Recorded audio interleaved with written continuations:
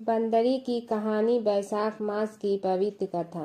एक राजा था। वह बैसाख माह में प्रतिदिन ब्रह्मा मुहूर्त में उठकर गंगा जी में स्नान करता था। राजा का आदेश था कि मुझसे पहले गंगा जी में कोई भी स्नान नहीं करेगा। राजा जब गंगा जी में स्नान करने जाते तो उन्हें प्रतिदिन शांत जल के स्थान पर हिलता हुआ हलचल युक्त जल दिखाई देता था।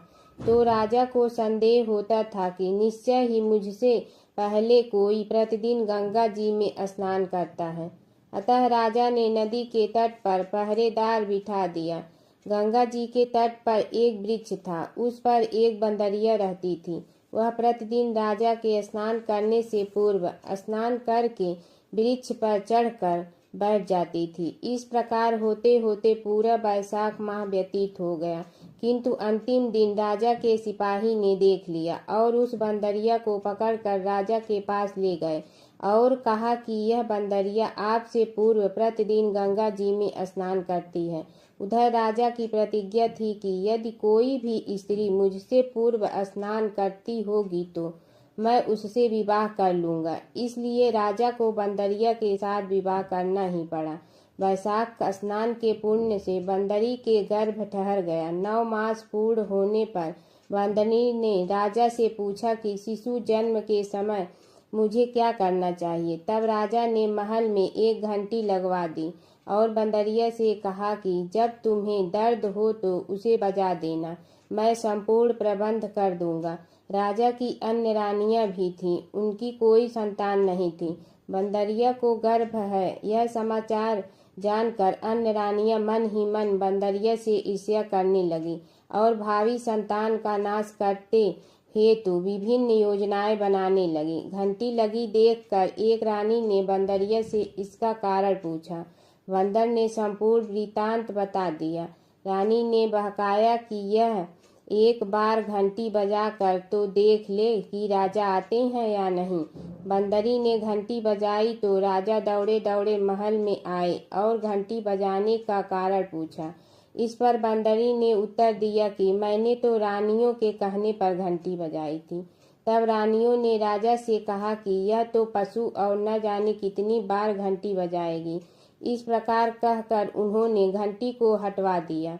कुछ दिनों बाद बंदरी के शिशु जन्म का समय आया तो उसने अन्य रानियों से पूछा कि मैं क्या करूं। तब रानी ने कहा कि तुम आंखों पर पट्टी बांधकर सो जाओ। बंदरी के बैसाख माह के स्नान के पुण्य प्रताप के रूप में एक सुंदर पुत्र हुआ। शिशु के जन्म होते ही उसके रोने से पूर्व ही रानियों ने उसे एक टोकरी में रखकर दासी को दे दिया और आदेश दिया कि इसे नदी में बहा कर आओ और उस शिशु के स्थान पर एक पत्थर रख दिया। राजा को भी कहलवा दिया कि बंदरी ने एक पत्थर को जन्म दिया। राजा ने सुना तो उन्होंने भी संतोष कर लिया है कि जब दूसरी रानियों के संतान नहीं है तो यह तो बंदरी है, इसके क्या संतान होगी। उधर दासी ने उस सुंदर सुशील शिशु को नदी में न बहाकर कुम्हार के खंडर में रख दिया। दूसरे दिन कुम्हार कुम्हारी खंडर में आए तो वहां एक सुंदर शिशु को रोता हुआ देखा। कुम्हार कुम्हारिन भी निसंतान थे। उन्होंने उस शिशु को अपने लिए भेजी गई भगवान की भेंट माना और बड़े प्रेम से शिशु का पालन पोषण करने लगे। कुछ बड़ा होने पर बालक को यह ज्ञात हुआ कि वह रानी बंदरी का पुत्र है, जिनको रानियों ने मरवाना चाहा था। एक दिन वह बालक कुम्हार के बनाए हुए मिट्टी के हाथी घोड़े लेकर पनघट पर जा बेटा और दासियों को देखकर कहने लगा कि आओ रे मेरी मिट्टी के हाथी घोड़े, पानी पियो।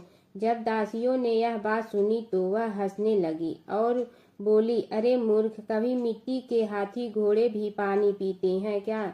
इस पर उस बालक ने कहा कि कभी बंदरी के भी पत्थर जन्म लेते हैं क्या। उस बालक की यह बात दासियों ने जाकर महल में कही। तब रानियों ने दूसरे दिन विष मिलाकर लड्डू भेज दिए। ईश्वर की कृपा से लड्डू गोद और बादाम के हो गए और उन लड्डू को खाने से उस लड़के की मृत्यु नहीं हुई। यह समाचार दासी ने रानी को कहा और रानी ने राजा से कहकर कुम्हार को देश से निकलवा दिया। कुम्हार वन में रहने लगा। तत्पश्चात अगले वर्ष चित्र माह में माता गणगौर के पूजन का दिन आया तो वह बंदरी का पुत्र 108 करवे और 108 गोली लेकर तथा घड़े में पानी भरकर बगीचे के बाहर बैठ गया। उधर राजा की और साहूकार की पुत्रियां गणगौर बनाने के लिए मिट्टी लेने के लिए आई। तब बगीचे में खेलने और झूलने लगी। इस कारण कुछ समय बाद उन्हें प्यास लगी। तब उन्होंने उस बंदरी के पुत्र से जल पिलाने के लिए कहा तो उस बालक ने उत्तर दिया कि मेरे पास एक गोली है, उसे खाते जाओ और मेरी चारों ओर फेरे लगाती जाओ, तब मैं तुम्हें जल पिलाऊंगा। इस पर पहले तो कन्याओं ने मना किया, किंतु प्यास तीव्र होने के कारण मान गई। इस प्रकार गोली खाने और उस युवक के साथ फेरे लेने से वह गर्भवती हो गई। बाद में जब उनके माता पिता को यह ज्ञात हुआ तो वह सभी कुम्हार के पास आए और संपूर्ण वृत्तांत सुनाया तथा कहा कि तेरे पुत्र ने हमारी कन्याओं से विवाह किया है, अब तुम्हें इन्हें अपने पास रखना होगा। तब कुम्हार ने निर्धन होने के कारण असमर्थता व्यक्त की। 2 कन्याओं की माता पिता ने बहुत सारा धन देकर अपनी कन्याओं को कुम्हार के घर विदा किया और कुम्हार के घर 108 बहुएं आ गई और कालांतर में उनके 108 ही पोते हो गए। कुम्हार ने समस्त नगरी को भोजन हेतु निमंत्रण दिया और राजा को भी बुलवा दिया। राजा के यहाँ से रानी बंदरी के अतिरिक्त सब भोजन हेतु पधारे।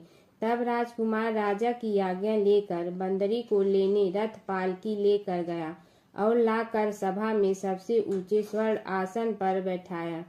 राजकुमार ने अपनी सभी पत्नियों को समझा दिया था कि बंदरी मुझे जन्म देने वाली माता है।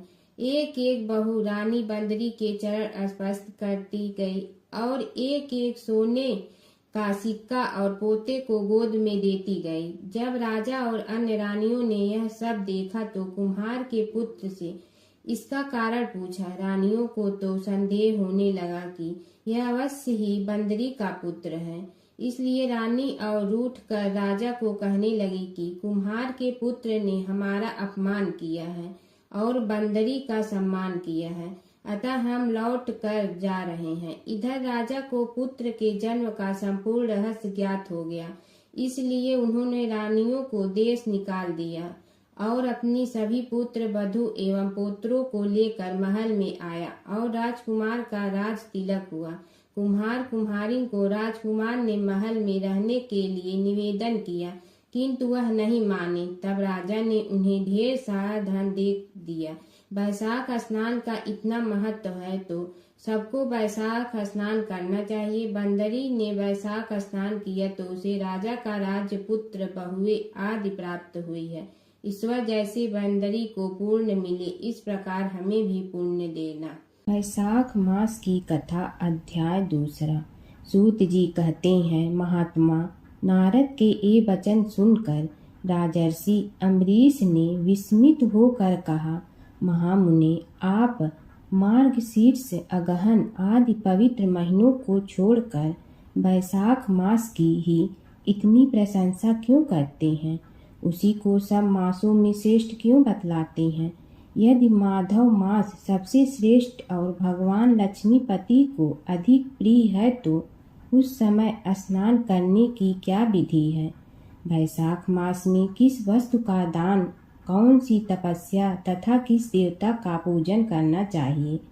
कृपा निधि, उस समय किए जाने वाले पुण्य कर्म का आप मुझे उपदेश कीजिए। सद्गुरु के मुख से उपदेश की प्राप्ति दुर्लभ होती है। उत्तम देश और काल का मिलना भी बड़ा कठिन होता है।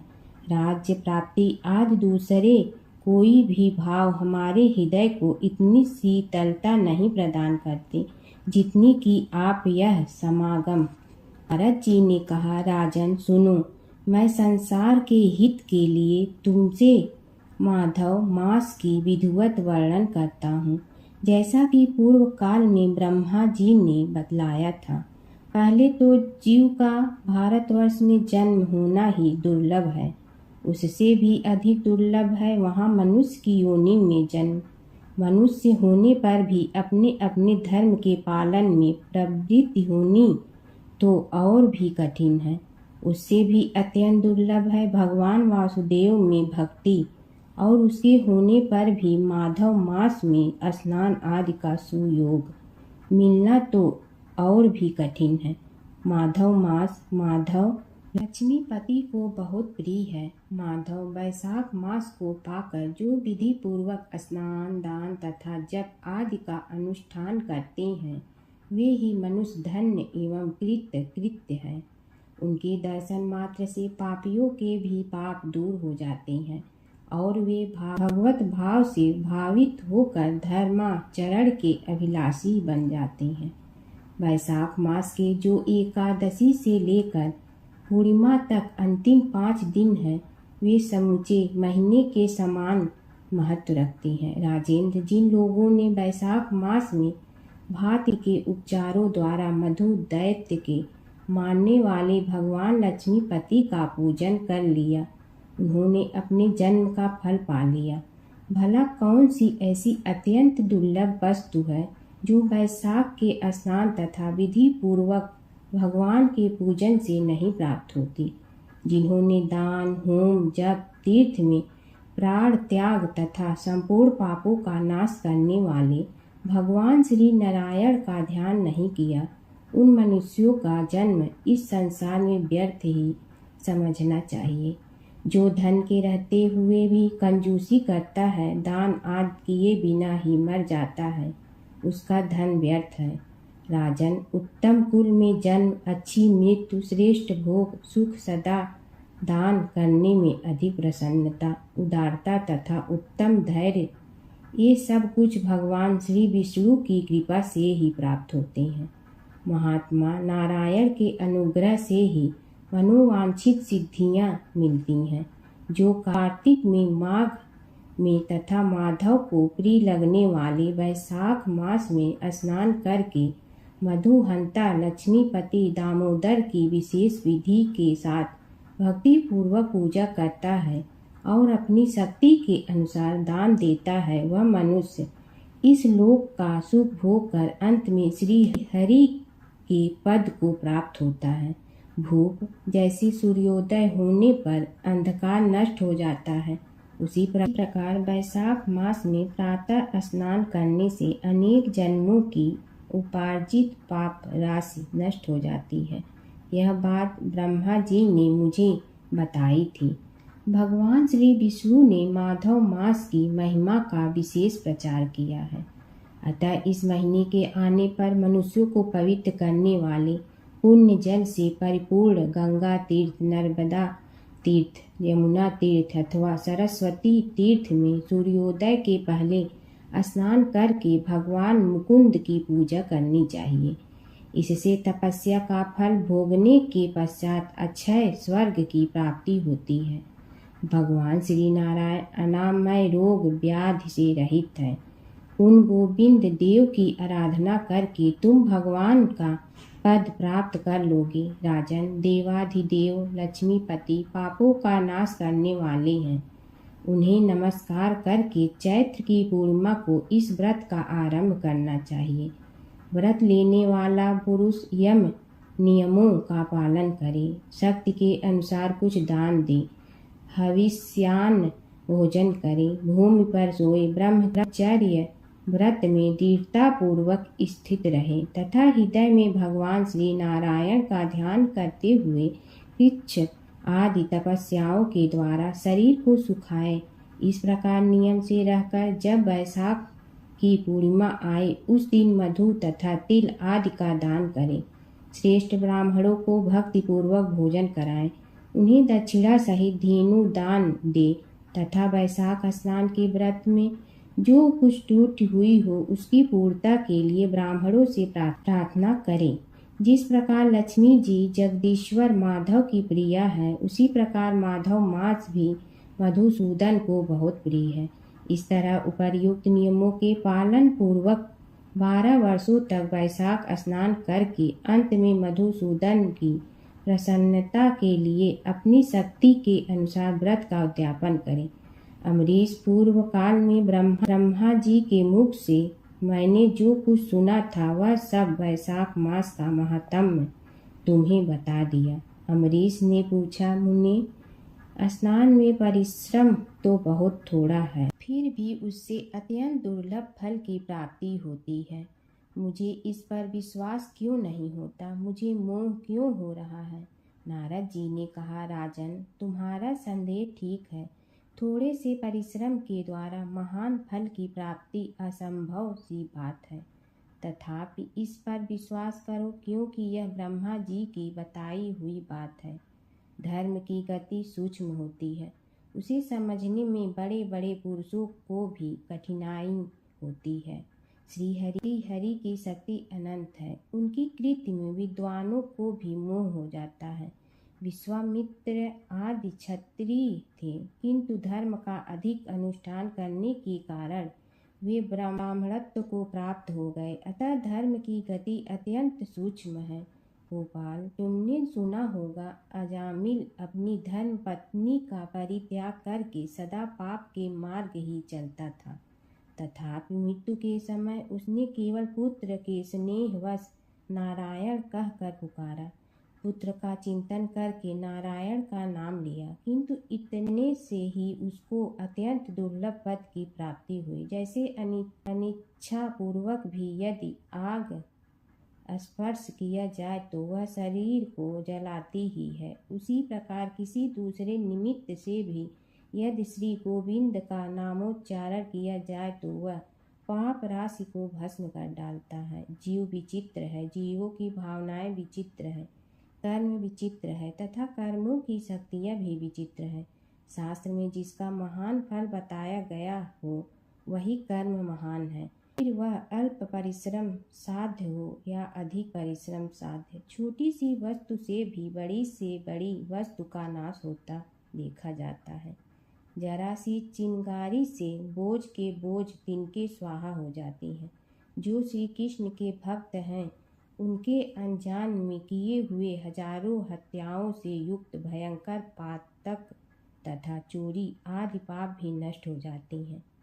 वीर, जिसके हृदय में भगवान श्री विष्णु की भक्ति है वह विद्वान पुरुष यदि थोड़ा सा भी पुण्य कार्य करता है तो वह अच्छे फल देने वाला होता है। अतः माधव मास में माधव की भक्ति पूर्वक आराधना करके मनुष्य अपनी मनोवांछित कामनाओं को प्राप्त कर लेता है। इस विषय में संदेह नहीं करना चाहिए। शास्त्रोक्त विधि से किया जाने वाला छोटे से छोटा कर्म क्यों न हो, उसके द्वारा बड़े से बड़े पाप का भी क्षय हो जाता है तथा उत्तम कर्म की वृद्धि होने लगती है। राजन, भाव तथा भक्ति दोनों की अधिकता से फल में अधिकता होती है। धर्म की गति सूक्ष्म है, वह कई प्रकारों से जानी जाती है। महाराज, जो भाव से हीन है, जिसके हृदय में उत्तम भाव एवं भगवान की भक्ति नहीं है, वह अच्छे देश और काल में जाकर जीवन भर पवित्र गंगा जल से नहाता और दान देता रहे तो भी कभी शुद्ध नहीं हो सकता, ऐसा मेरा विचार है। अतः अपने हृदय कमल में शुद्ध भाव की स्थापना करके वैशाख मास में प्रातः स्नान करने वाला जो विशुद्ध चित्त पुरुष भक्ति पूर्वक भगवान लक्ष्मीपति की पूजा करता है, उसके पुण्य का वर्णन करने की शक्ति मुझ में नहीं है। अतः भोपाल, तुम वैशाख मास के फल के विषय में विश्वास करो।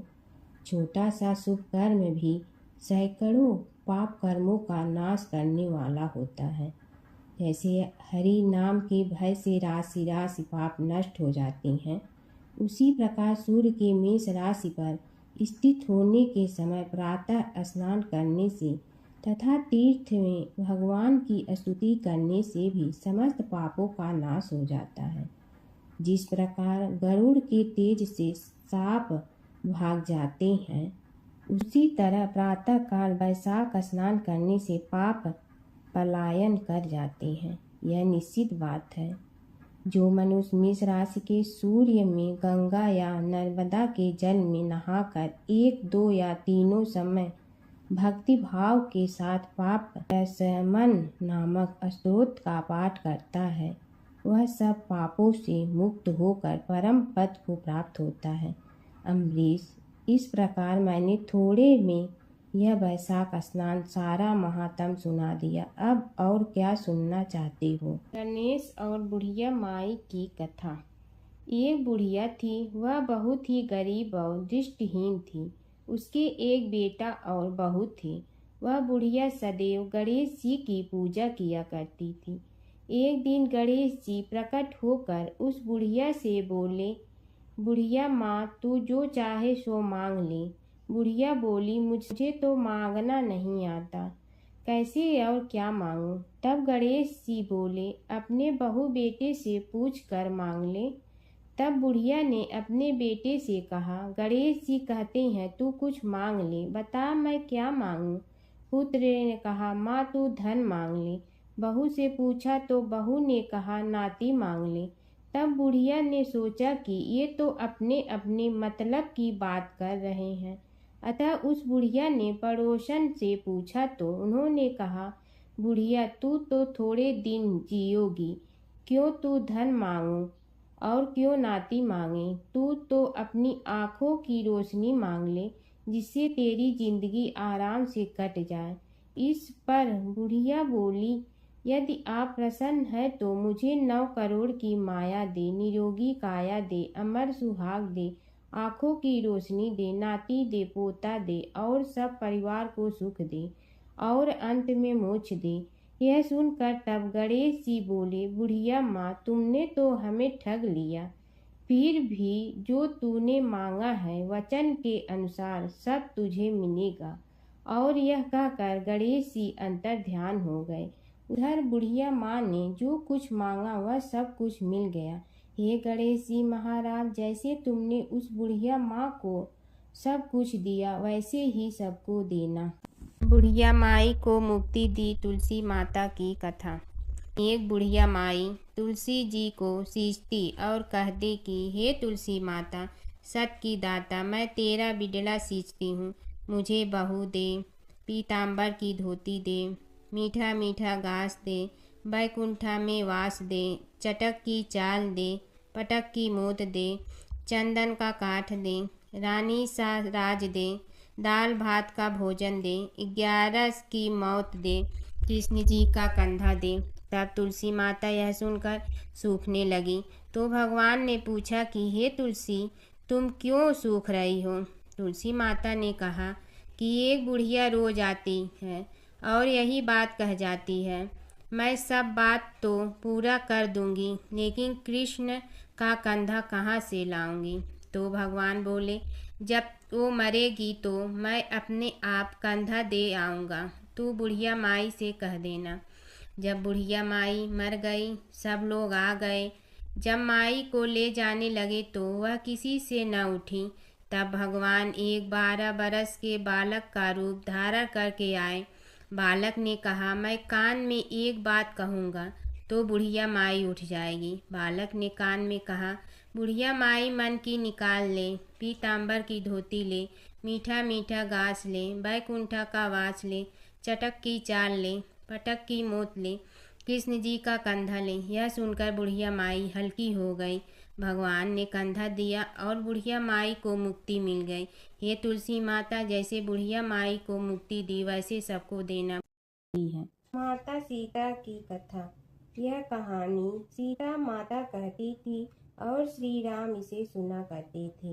एक दिन श्री राम भगवान को किसी काम के लिए बाहर जाना पड़ा तो सीता माता कहने लगी कि भगवान, मेरा तो 12 वर्ष का नित्य नियम है, अब आप बाहर जाएंगे तो मैं अपनी कहानी किसे सुनाऊंगी?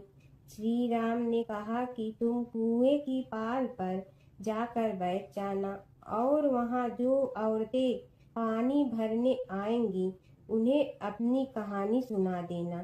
सीता माता कुएं की पाल पर जाकर बैठ जाती हैं। एक स्त्री आई, उसने रेशम की जड़ी की साड़ी पहन रखी थी और सोने का घड़ा ले रखा था। सीता माता उसे देख कहती हैं कि बहन, मेरा 12 वर्ष का नितनेम सुन लो।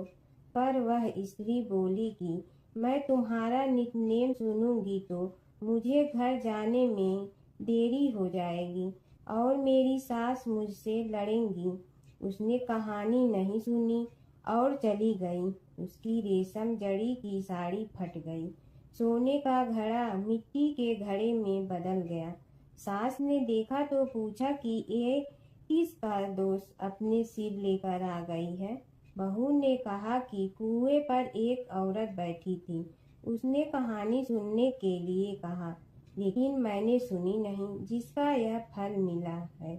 बहू की बात सुनकर अगले दिन वही साड़ी और घड़ा लेकर सास कुएं की पाल पर गई। सास को वहीं माता सीता बैठी मिली तो माता सीता ने कहा कि बहन, मेरी कहानी सुन लीजिए। सास बोली कि एक बार छोड़, मैं तो 4 बार कहानी सुन लूंगी। राम आए लक्ष्मण आए, देश के पुजारी आए, नित नेम का नेम लाए, आओ राम बैठो राम। तपी रसोई जियो राम, माखन मिश्री खाओ राम। दूध बतासा पियो राम, सूत के पलका मोठो राम। साल दुसाला पोठो राम, साल दुसाला ओढ़ो राम। जब बोलो जब राम ही राम, राम संवारे सबके काम। खाली घर भंडार भरेंगे, सबका बेड़ा पार करेंगे। श्री राम जय राम जय जय राम। सास बोली कि बहन, कहानी तो बहुत अच्छी लगी। कहानी सुनकर सास घर चली गई और उसकी साड़ी फिर से रेशम जड़ी की बन गई। मिट्टी का घड़ा फिर सोने के घड़े में बदल गया। बहू कहने लगी, सासू माँ, आपने ये सब कैसे किया? सास ने कहा कि बहू, तू दोष लगा के आई थी और मैं अब दोष उतार कर आ रही हूँ। बहू ने फिर पूछा कि वह कुएं वाली स्त्री कौन है? सास बोली कि वे सीता माता थी। वे पुराने से नया कर देती हैं, खाली घर में भंडार भर देती हैं। वह लक्ष्मी जी का वास घर में कर देती हैं। आदमी की जो भी इच्छा हो उसे पूरा कर देती हैं। बहू बोली कि ऐसी कहानी मुझे भी सुना दो। सास बोली कि ठीक है, तुम भी सुनो। और सास ने कहानी शुरू की। राम आए लक्ष्मण आए, देश के पुजारी आए, नित नेम का नेम लाए, आओ राम बैठो राम। तपी रसोई जियो राम, माखन मिश्री खाओ राम। दूध बतासा पियो राम, सूत के पलका मोठो राम। साल दुसाला पोठो राम, साल दुसाला ओढ़ो राम। जब बोलो जब राम ही राम, राम संवारे सबके काम। खाली घर भंडार भरेंगे, सबका बेड़ा पार करें। श्री राम जय जय राम। कहानी सुनकर बहू बोली कि कहानी तो बहुत अच्छी है। सास ने कहा कि ठीक है, इस कहानी को रोज कहा करेंगे। अब सास बहू रोज सवेरे उठती, नहाती धोती और पूजा करने के बाद नित नेम की सीता की कहानी कहती। एक दिन उनके यहाँ एक पड़ोस की औरत आई और बोली कि बहन, जरा सी आँच दे ना। तो वह बोली कि आज तो अभी हमने जलाई ही नहीं। पड़ोसन ने कहा कि तुम सुबह 4 बजे से उठकर क्या कर रही हो? फिर उन्होंने कहा कि सुबह उठकर हम पूजा करते हैं, फिर सीता माता की नित नेम की कहानी कहते हैं। पड़ोसन ने उसकी बात सुनकर फिर कहा कि सीता माता की कहानी कहने से तुम्हें क्या मिलता है? वे बोली कि इनकी कहानी कहने से घर में भंडार भर जाते हैं, सारे काम सिद्ध होते हैं, मन की इच्छा भी पूरी हो जाती है। पड़ोसन कहती है कि बहन, ऐसी कहानी तो मुझे भी सुना दो। फिर वह बोली कि ठीक है, तुम भी यह कहानी सुन लो। राम आए लक्ष्मण आए, देश के पुजारी आए, नित नेम का नेम लाए, आओ राम बैठो राम। सारी कहानी सुनने के बाद पड़ोसन कहने लगी, बहन, कहानी तो मुझे बहुत अच्छी लगी। अब वह पड़ोसन भी नित नेम सीता माता की कहानी कहने लगी। कहानी कहने से सीता माता ने पड़ोसन के भी भंडार भर दिए। अब तो पूरे मोहल्ले में नित नेम की कथा चल पड़ी। हर किसी की मनोकामना पूरी होने लगी। हे सीता माता, जैसे आपने उनके भंडार भरे, वैसे ही आप हमारे भी भंडार भरना। सबकी भरना, कहानी सुनने वाले के भी और कहानी कहने वाले के भी। और जमुना की कहानी। प्राचीन समय में एक गांव था जिसमें दो बहनें रहा करती थी। एक बहन का नाम गंगा था तो दूसरी बहन का नाम जमुना था। एक बार दोनों बहनें एक साहूकार के खेत से गुजर रही थी तो जमुना ने 13 दाने जौ के तोड़ लिए, जिसे देख गंगा बोली कि तुझे तो ग्रहण लग गया, तूने चोरी की है। इस पर जमुना बोली कि अब मेरा ग्रहण कैसे धुलेगा। गंगा ने कहा कि तुझे 12 साल तक साहूकार के यहाँ नौकरी करनी पड़ेगी, तभी तेरा पाप धुलेगा और ग्रहण से मुक्ति मिलेगी। जमुना साहूकार के यहाँ नौकरी के लिए जाती है और अपने लिए काम मांगती है। साहूकार उसे काम पर रख लेता है, लेकिन काम करने से पहले जमुना उसे कहती है कि मैं सारे काम करूंगी लेकिन 4 काम नहीं करूंगी। जूठे बर्तन नहीं मांजूंगी, झाड़ू नहीं लगाऊंगी, बिस्तर नहीं बिछाऊंगी और दिया नहीं जलाऊंगी। 12 साल के बाद कुंभ का मेला लगा तो साहूकारनी भी कुंभ नहाने जाने लगी। जमुना ने उसे जाते देख कहा कि कुंभ के मेले में मेरी बहन गंगा मिलेगी तो उसे यह सोने का टक्का दे देना, इससे वह अपने हाथों में सुंदर चूड़ियां पहन लेगी। साहूकारनी ने कुंभ के मेले में गंगा को वह सोने का टका दे दिया। गंगा ने उनसे वह टका लेते हुए कहा कि मेरी बहन को कहना कि उसके 12 वर्ष पूरे हो गए हैं, अब वह वहां वापिस आ जा। साहूकार व साहूकारनी वापिस घर आए तब जमुना मटके में पानी भर रही थी। दोनों जमुना से बोले कि हमने सोने का वह टका तेरी बहन गंगा को दे दिया था और उसने कहा है कि तेरे 12 वर्ष पूरे हो गए हैं, इसलिए अब तुम वापिस जाओ। यह समाचार सुनते ही जमुना सहस्त्र धारा में बदल गई और बहने लगी। जमुना जी का यह रूप देखकर साहूकार और साहूकारनी परेशान हो गई थी। हमारे घर में जमुना माता ने काम किया, हमें तो अब ग्रहण लग गया है, हम यह ग्रहण कैसे उतारेंगे। जमुना भागकर गंगा माता के पास चली गई। गंगा ने जमुना से पूछा कि तुम साहूकारनी से कुछ कहकर आई हो या ऐसे ही बिना बताए आ गई। तब जमुना बोली कि मैं तो कुछ भी बताकर नहीं आई हूँ।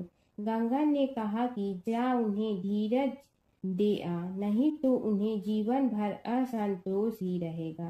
गंगा के कहने पर जमुना माता ने साहूकारनी को सपने में दर्शन दिए और कहा कि तुम दोनों उल्टे माथे क्यों पड़े हो, जाओ उठकर खाओ पियो। तब दोनों बोले कि हम कैसे उठे, हमें तो ग्रहण लगा है, क्योंकि हमने उल्टे सीधे और पता नहीं कितने नीच कार्य आपसे कराए हैं।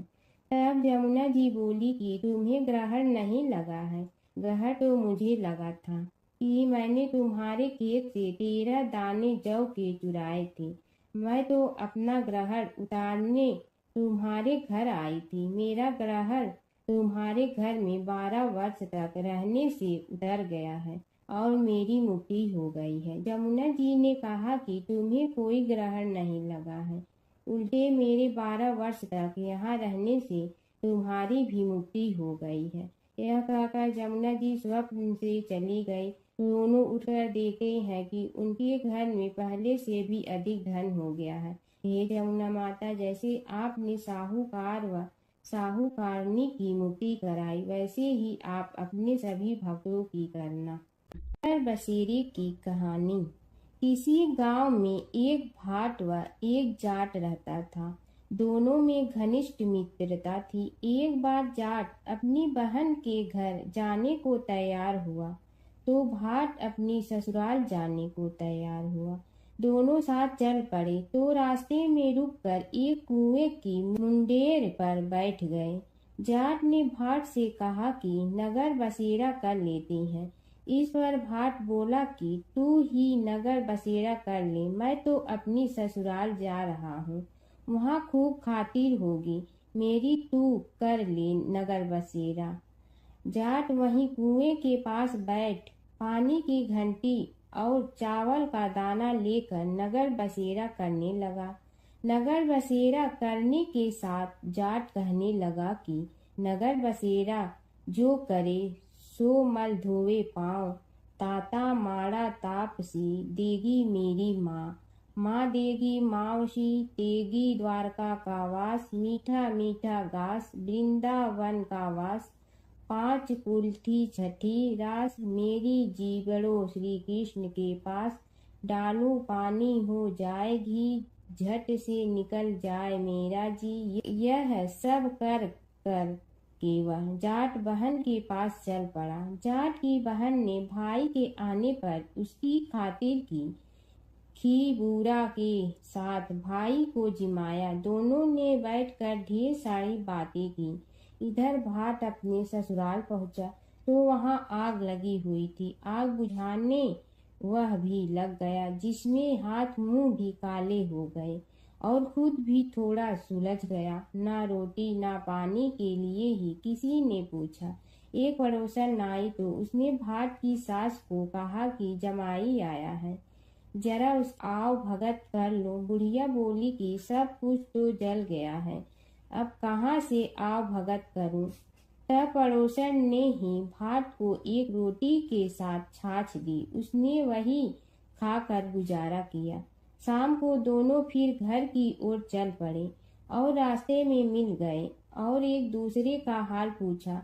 भाट बोला कि मेरी ससुराल में तो आग लगी हुई थी, आग बुझाते मैं खुद काला हो गया हूँ, ना रोटी मिली ना पानी। जाट बोला कि मेरी तो बहुत खातिर हुई। फिर बोला कि मैंने कहा था ना कि नगर बसेरा कर ले, आ अब कर ले। लेकिन भाट ने फिर मना कर दिया।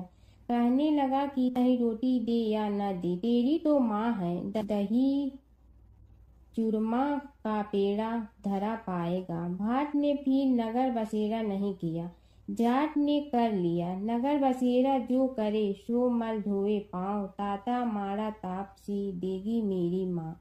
माँ देगी मावशी देगी द्वारका का वास, मीठा मीठा घास वृंदावन का वास। 5 कुल्ठी छठी रास मेरा जीवड़ो श्री कृष्ण के पास। डालू पानी हो जाए घी झट से निकल जाए मेरा जी। करके वह चल पड़ा।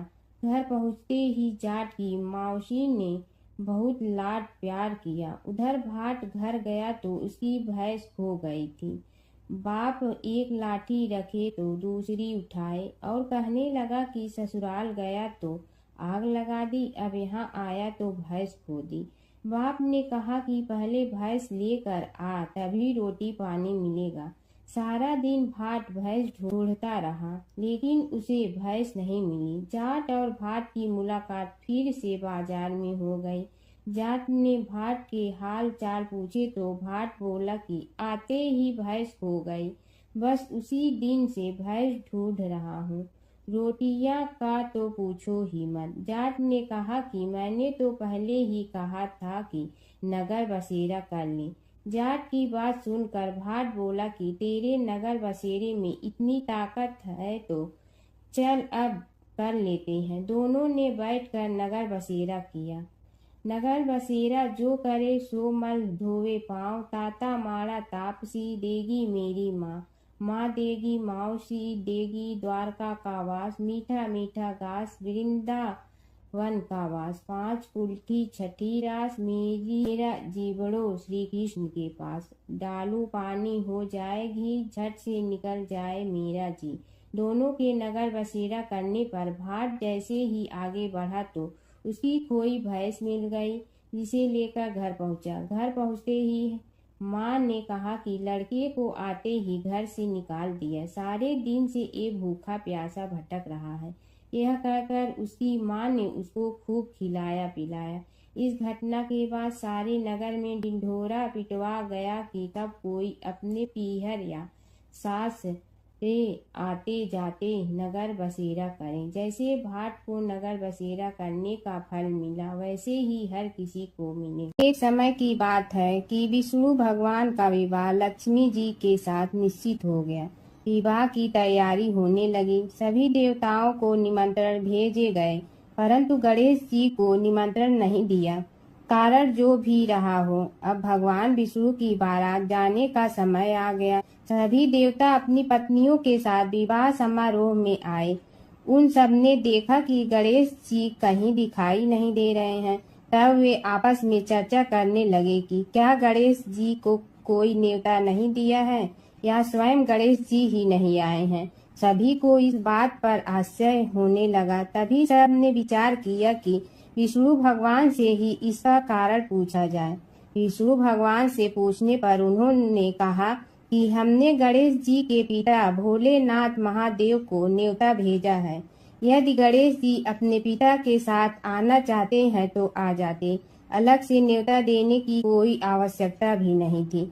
दूसरी बात यह है कि उनको 1.25 मन मूंग, 1.25 मन चावल, 1.25 मन घी और 1.25 मन लड्डू का भोजन दिन भर में चाहिए।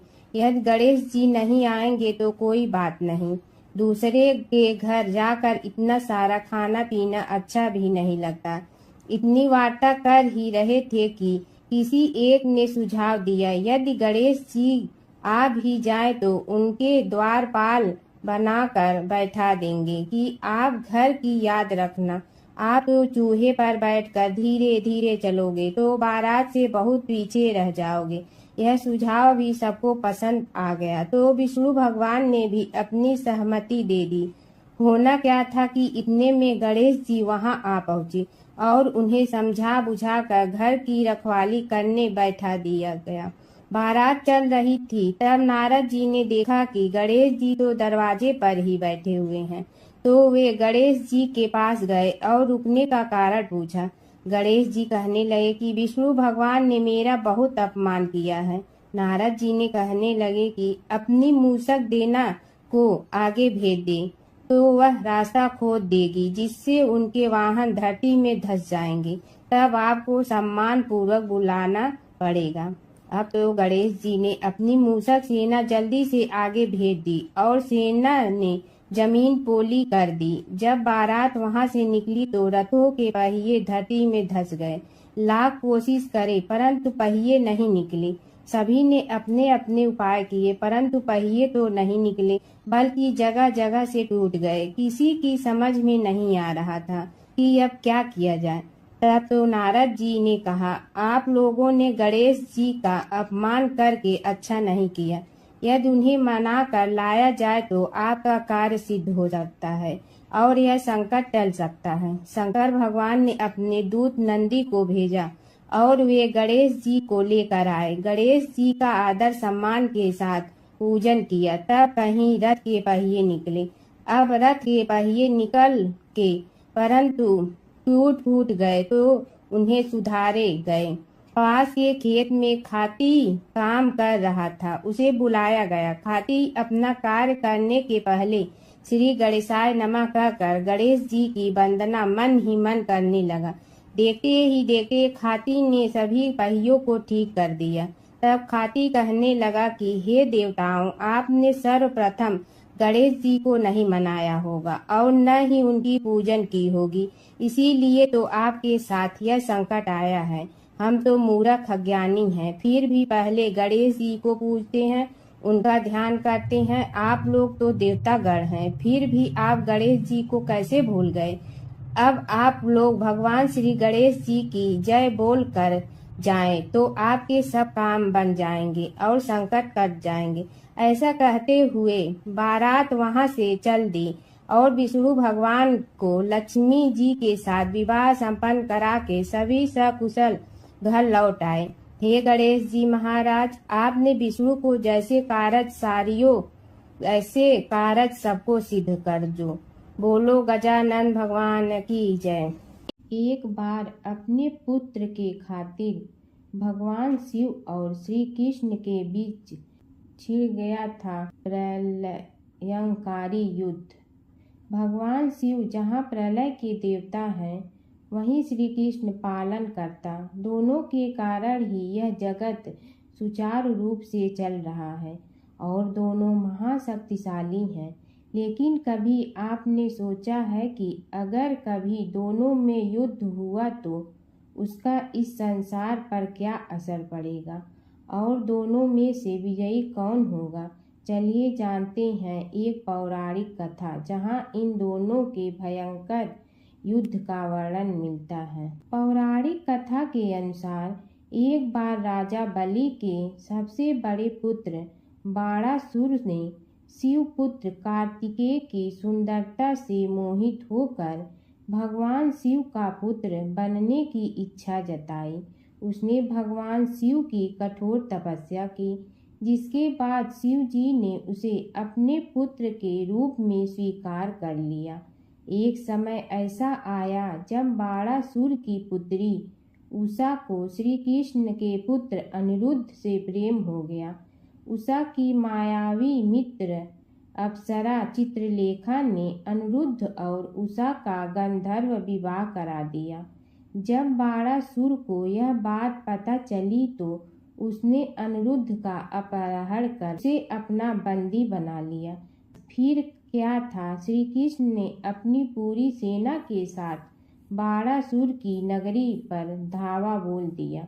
श्री कृष्ण और बाणासुर का युद्ध। बाणासुर श्री कृष्ण की नारायणी सेना से अकेले नहीं लड़ सकता था, इसलिए उसने भगवान शिव से मदद मांगी। अब युद्ध में श्री कृष्ण की नारायणी सेना के विरुद्ध बाणासुर की सेना के साथ भगवान शिव और कुमार कार्तिकेय भी लड़ रहे थे। युद्ध इतना भयानक था कि एक पल को लगा कि भगवान शंकर ने अग्निशस्त्र से गरुड़ पर सवार श्री कृष्ण, बलराम और प्रद्युम्न मारे गए, लेकिन उसी समय श्री कृष्ण ने वरुणास्त्र का प्रयोग कर महादेव के अग्नेस्त्र को शांत कर दिया। फिर शिव जी के अस्त्रों के जवाब में श्री कृष्ण ने वैष्णवास्त्र का प्रयोग किया, जिससे संपूर्ण जगत अंधकार में डूब गया। गुस्से में भगवान शंकर ने 4 पंखा वाला बाण अपने हाथ में ले लिया तो श्री कृष्ण ने जीभरास्त्र उठाया। इस तरह यह युद्ध समय के साथ विकराल हो गया और इस युद्ध से समस्त सृष्टि में हाहाकार मच गया। तब ब्रह्मा जी को युद्ध रोकने आना पड़ा। उन्होंने दोनों को सारी स्थिति स्पष्ट की कि किस प्रकार उनके युद्ध से संसार का विनाश हो रहा है। उनके समझाने के बाद महादेव युद्ध में पीछे हट गए, लेकिन कार्तिकेय और बाणासुर भगवान श्री कृष्ण से युद्ध करते रहे। जब श्री कृष्ण ने बाणासुर को परास्त किया, अंत में भगवान श्री कृष्ण ने युद्ध में बाणासुर को पराजित करने के लिए अपना सुदर्शन चक्र प्रयोग किया और उसकी मदद से बाणासुर के सहस्त्र भुजाओं को काट डाला। जैसे ही श्री कृष्ण अपने चक्र से उसका वध करने लगे, कार्तिकेय के साथ महादेव वहां फिर से पहुंच गए, लेकिन इस बार उन्होंने युद्ध करने के बजाय श्री कृष्ण से बाणासुर को माफ करने का अनुरोध किया। भगवान शिव ने श्री कृष्ण से कहा कि मैंने इसे अभय दान दिया है, इसलिए अगर आप इसका वध कर देंगे तो मेरा वचन झूठा पड़ जाएगा।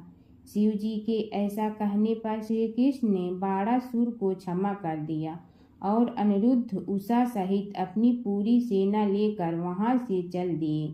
बाणासुर को आज भी अजर अमर माना जाता है और बाद में भगवान शिव के उसे अपने गढ़ों में शामिल कर लिया। प्राचीन काल की बात है। नैमिषारण्य क्षेत्र में ऋषि, महर्षि और साधु संतों का समाज जुड़ा था। उसमें श्री सूत जी भी विद्यमान थे। शौनक जी ने उनकी सेवा में उपस्थित होकर निवेदन किया कि हे अज्ञान रूप घोर तिमिर को नष्ट करने में करोड़ों सूर्यों के समान प्रकाशमान श्री सूत जी हमारे कानों के लिए अमृत के समान जीवन प्रदान करने वाले कथा तत्व का वर्णन कीजिए। हे सूत जी, हमारे हृदयों में ज्ञान के प्रकाश की वृद्धि तथा भक्ति, वैराग्य और विवेक की उत्पत्ति जिस कथा से हो सकती हो, वह हमारे प्रति कहने की कृपा कीजिए। शौनक जी की जिज्ञासा से सूत जी बड़े प्रसन्न हुए। पुरातन इतिहासों के स्मरण से उनका शरीर पुलकायमान हो रहा था।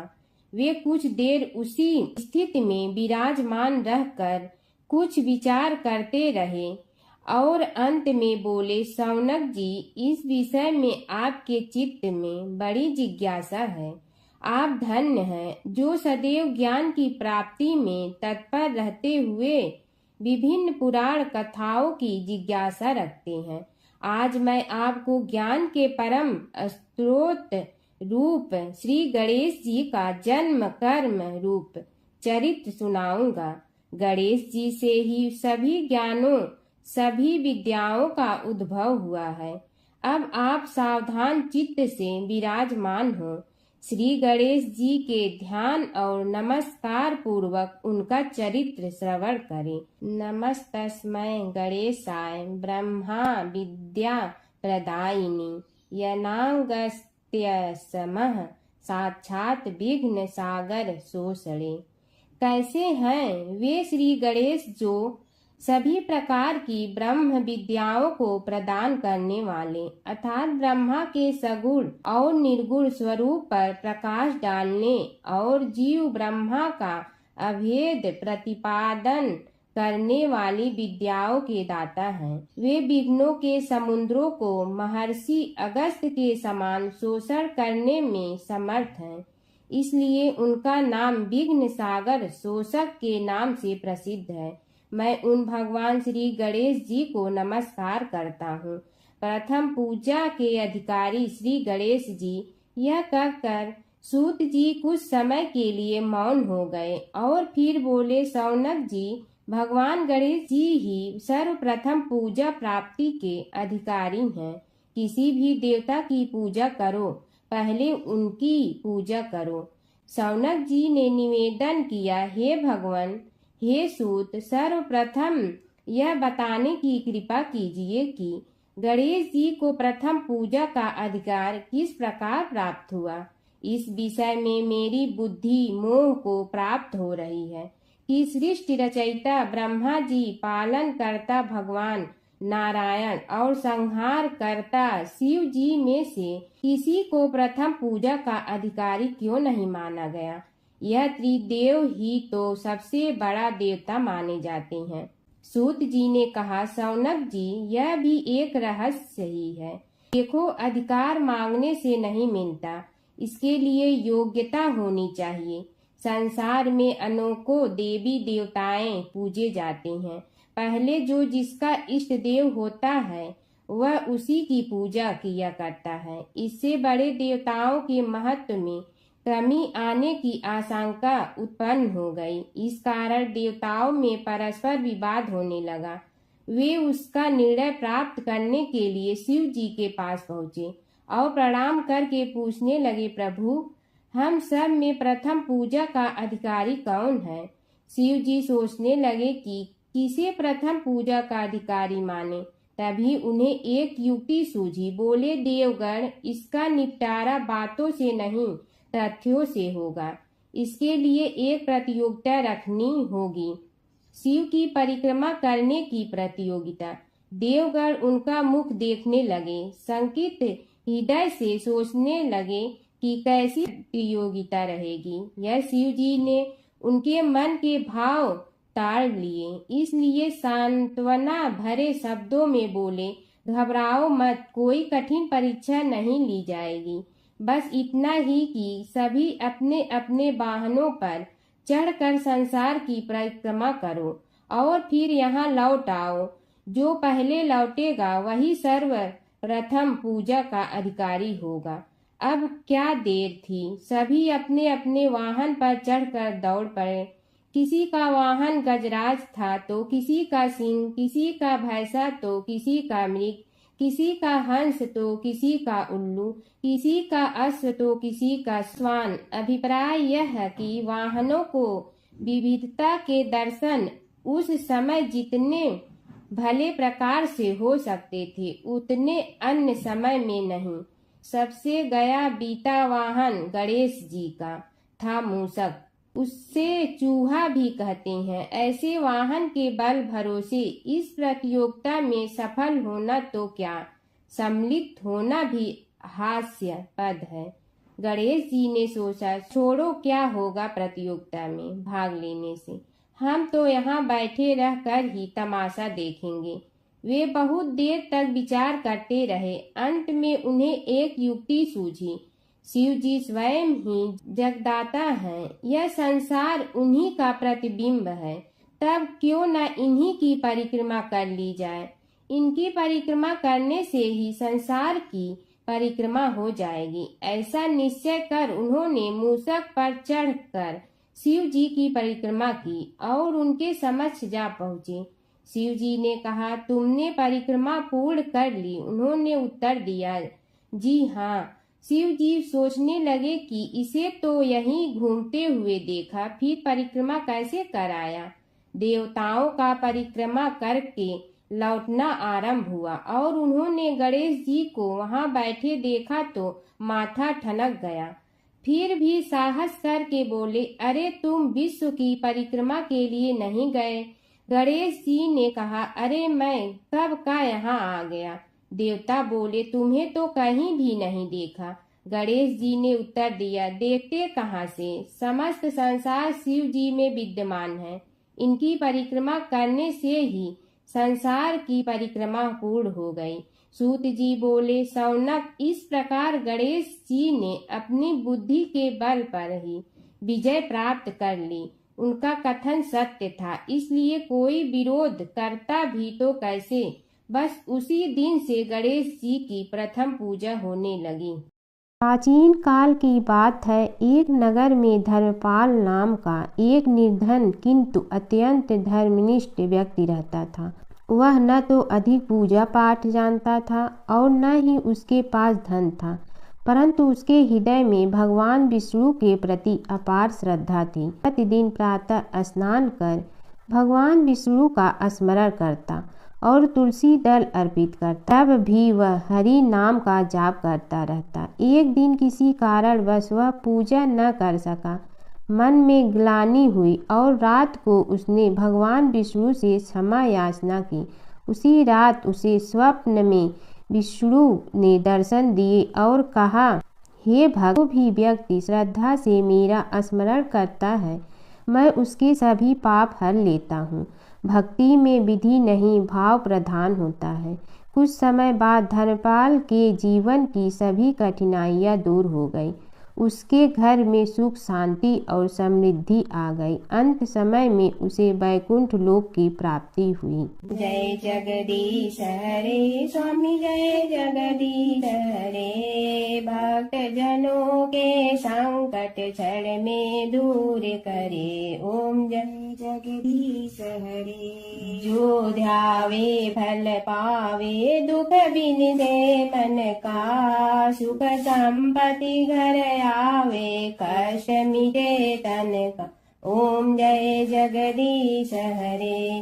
मात पिता तुम मेरे, शरण कहूँ किसकी, तुम विनय और न दूजा, आस करूँ जिसकी, ओम जय जगदीश हरे। तुम पूर्ण परमात्मा, तुम अंतर्यामी, पार ब्रह्म परमेश्वर, तुम सबके स्वामी, ओम जय जगदीश हरे। तुम बिंदा के सागर, तुम पालन करता, मैं मूर्ख कल काम, कृपा करो भरता, ओम जय जगदीश हरे। तुम हो एक गोचर, सबके प्राणपति, किस विधि मिलूं दया में, तुमको मैं कुमति, ओम जय जगदीश हरे। दीन बंधु दुख हरता, तुम रक्षक मेरे, अपने हाथ उठाओ, द्वार पड़ा तेरे, ओम जय जगदीश हरे। विषय विकार मिटा, पाप हरो देवा, श्रद्धा भक्ति बढ़ाओ, संतन की सेवा ओम जय जगदीश हरे। तन मन धन सब तेरा स्वामी सब कुछ है तेरा। तेरा तुझको अर्पण क्या लागे मेरा। ओम जय जगदीश हरे। जय जगदीश हरे स्वामी जय जगदीश हरे। भक्त जनों के संकट टलने दूर करे। ओम जय जगदीश हरे स्वामी जय जगदीश हरे।